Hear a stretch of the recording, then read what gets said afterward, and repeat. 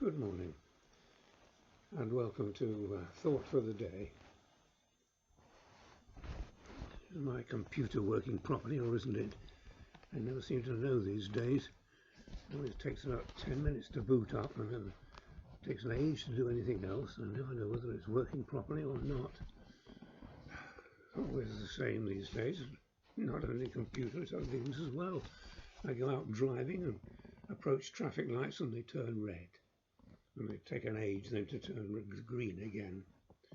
And there's a learner driver in front of me, crawling along at about 20 miles an hour. No way of passing on this road. What about that coffee? Is that kettle never going to boil? I feel like sometimes throwing my computer out of the window and tearing my hair out. Well, I've got much to tear these days. Sorry about that. Where was I? Oh yes, thought for the day. And we're thinking about the fruit of the Spirit. That fruit that the Spirit grows in us. The one fruit with many segments. And the segment we're looking at today is patience. Now, I'm a very patient man. I am really a very patient man. You mustn't take too much notice of what my family may tell you.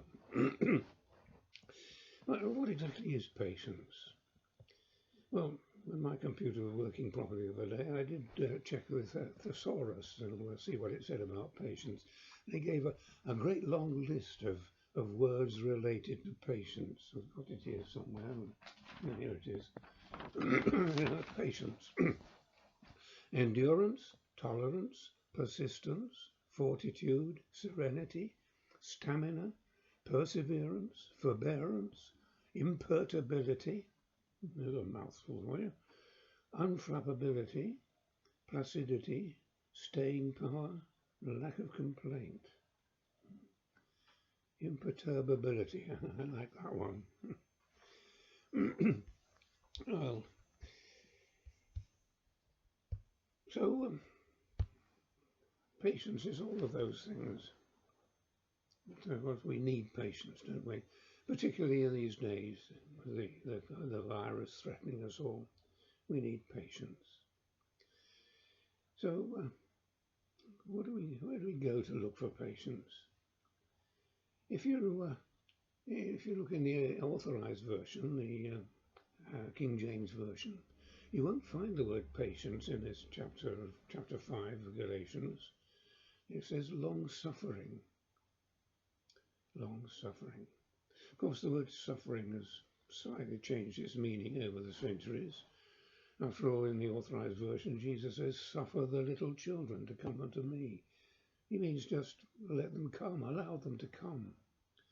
So long suffering is allowing things to take their course, however long it may take.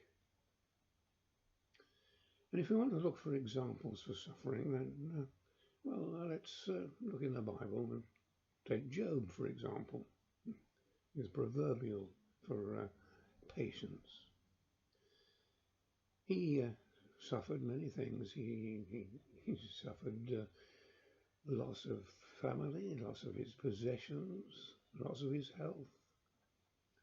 And all the way through he was able to say, "The Lord gives and the Lord has taken away. Blessed be the name of the Lord."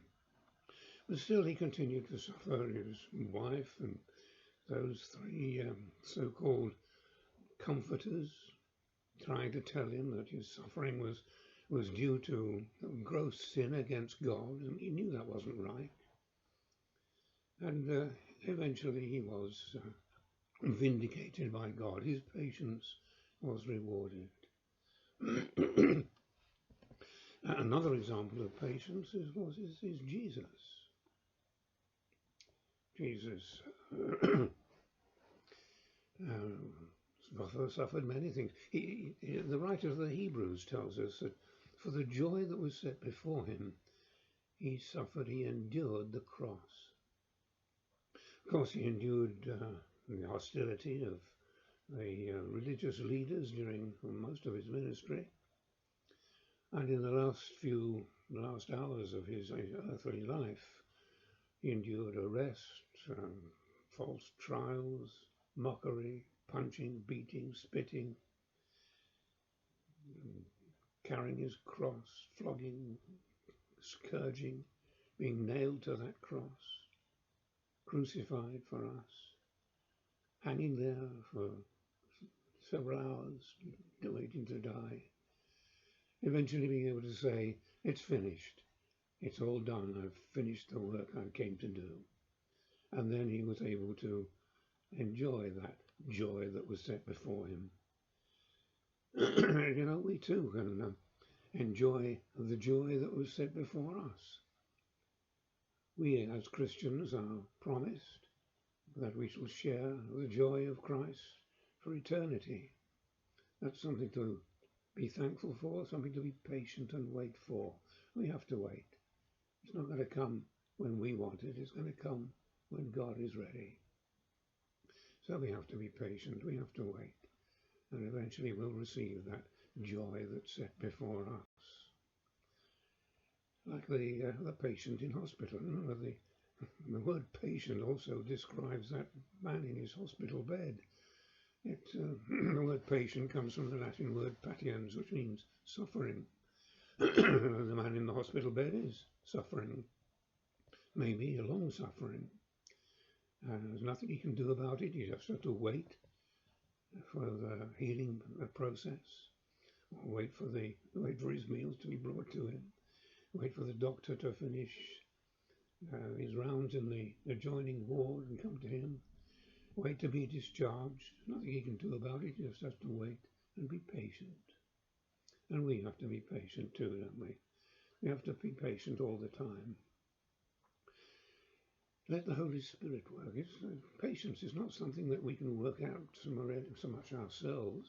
We should get impatient trying. We must let the Holy Spirit work in us. It's his fruit. He must grow it in us. So we must allow him to do his work. So next time you're at the traffic lights, why not pause for a moment to contemplate the glories of God? Or perhaps pray for that driver in the car alongside you who's fretting away, waiting for the lights to turn green. And that learner driver ahead of you.